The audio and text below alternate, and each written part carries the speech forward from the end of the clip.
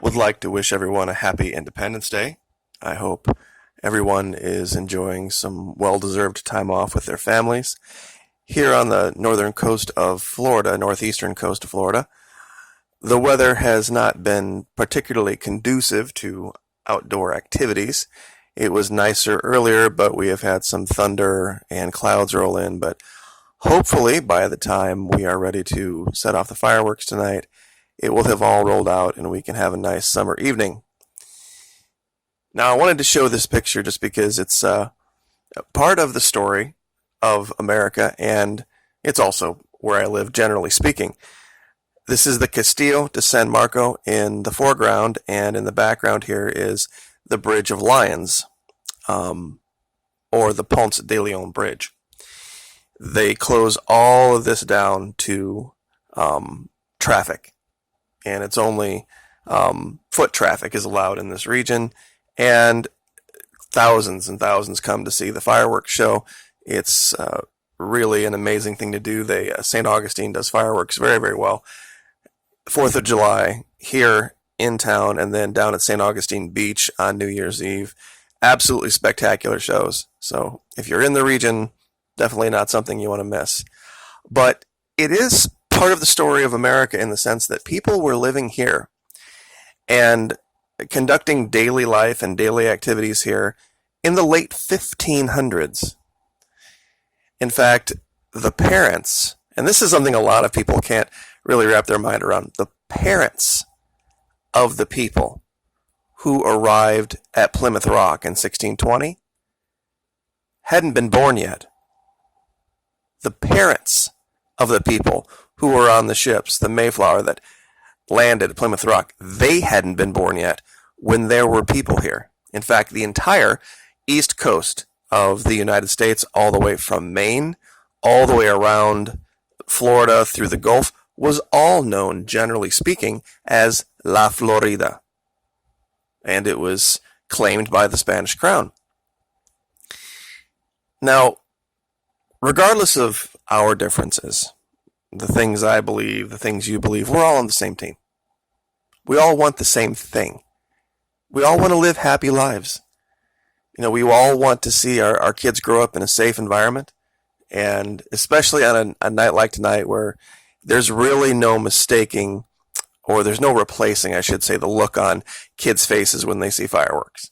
That sense of wonder and amazement. That's something that you just can't quantify. You can't put a price tag on it. So, and kids are like that regardless of where they come from. Now, the history of Spain in this hemisphere is very, very different than the history of England in this hemisphere. They came here, speaking of the people that founded this country, seeking a life devoid of rule by those who thought they were ordained by God to rule, kings and queens. They thought, whatever our fortunes are going to be, good or bad, let's have it be something where we decide it for ourselves. Something where we can say, well, we all got together and we decided this is the best direction to go, and maybe it works, maybe it doesn't, but at least it was ours. And that's been really the history of America, whether it's South America, Central America, North America, that's been the case. Now, I'd like to share something with you that I haven't shared before about what I think the real solution to the problem is. Many people have a hard time putting a bead on me. Some people think I'm liberal because I don't support the current guy. Well, I have a lot of people that are liberals and progressives that don't think that I'm one of them because of my stance on the military. The military has a use. It really does. And if used effectively, it could fix things. And I'd like to share that with you today, what I would do if it were me. Now, the real problem, is the people coming to the border, the vast majority, are not military-aged invaders. They are women and children and civilians fleeing the violence of the drug gangs These guys are going door to door in Guatemala, El Salvador, and saying, your daughters are going to be whores for us, and your sons are going to be our soldiers, or we're going to kill all of you. Those are their three choices. They can either they can stay, be coerced, or they can leave, or they can die. Those are their three choices. Now, if there's a way to fix this, as opposed to trying to build some giant 2,000 something odd mile long wall all through here, this country has no problem using its military to operate in Africa, operate in Iraq, operate in Afghanistan, operate all over the world. If you really want to have that operation have some real effect and some real punch, this is where you need to go. If it were up to me, I would say 1st Marines, 2nd Marines, 25th Infantry, and a couple others to be named later.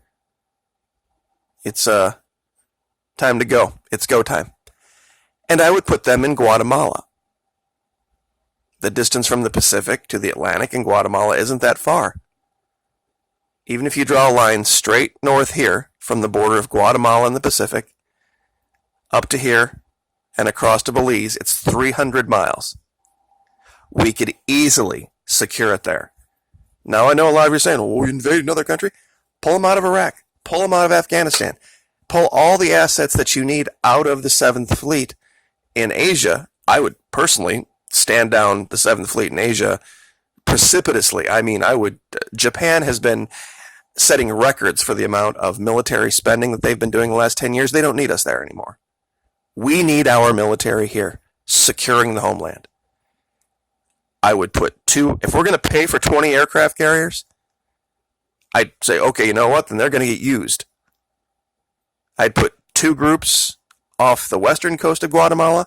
I would put 2 groups off the eastern coast of Guatemala.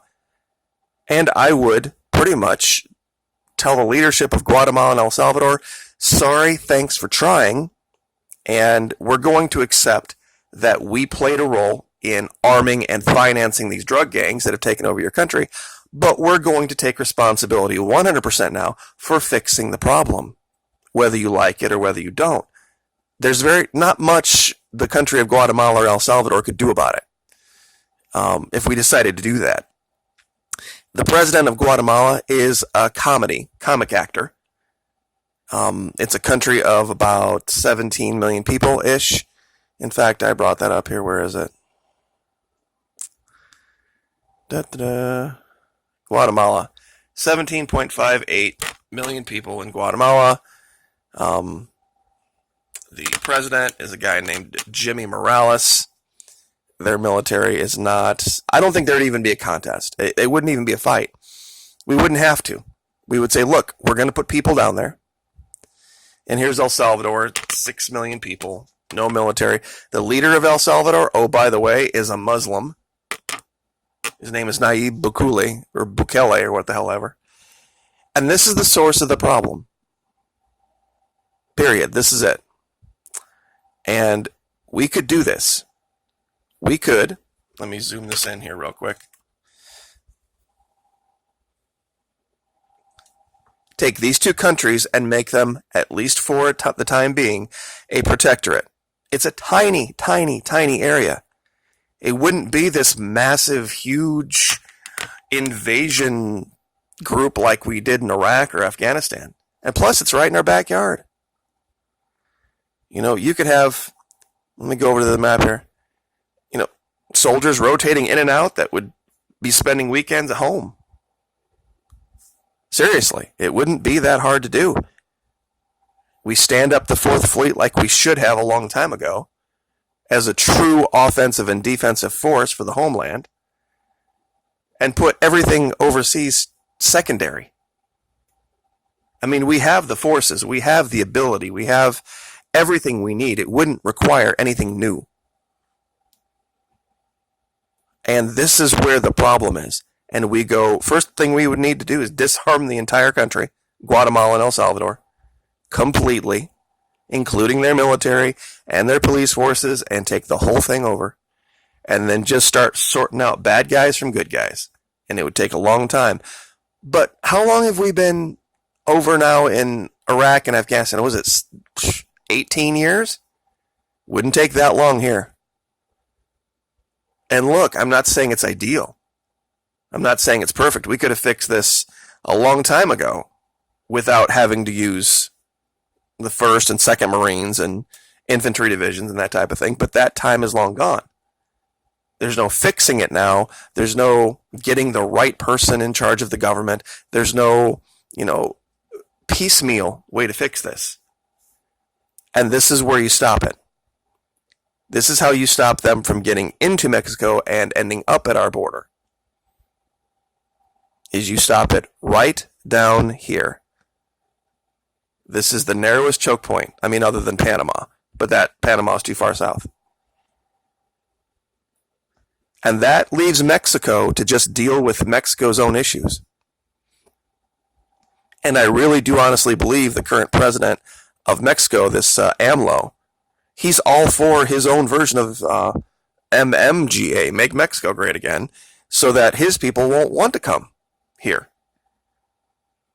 He has his own problem down there on his southern border with Guatemala and El Salvador. So we could do this. We could absolutely do this if we put more money, more effort, more emphasis into the homeland, into the Gulf of Mexico, where actually the vast majority of drugs come. Into this country, they come through the Gulf of Mexico and come through Florida. Ask me how I know. And if we could dry it up here, we could fix this problem. We could go a long way to fixing this problem. Take the heat off of our border. Those guys down there, they're just overwhelmed. They just don't have the resources to deal with the amount of people coming. For whatever reason. But you'd have to cut it north here and cut it east here. And it's not, like I said, this is not a big area population-wise. It's not even as much as the entire state of Florida. And it's a very, very, very poor area. We could do so much good here humanitarian-wise at the exact same time as we were sorting the bad guys out. Oh, and by the way, and I'll leave with this, to make this work, no more money to Colombia. Done. Zero. No more 500 million U.S. taxpayer dollars to the government of Colombia, because they're the ones. This is really where it's starting right down here. Colombia. We shut this down.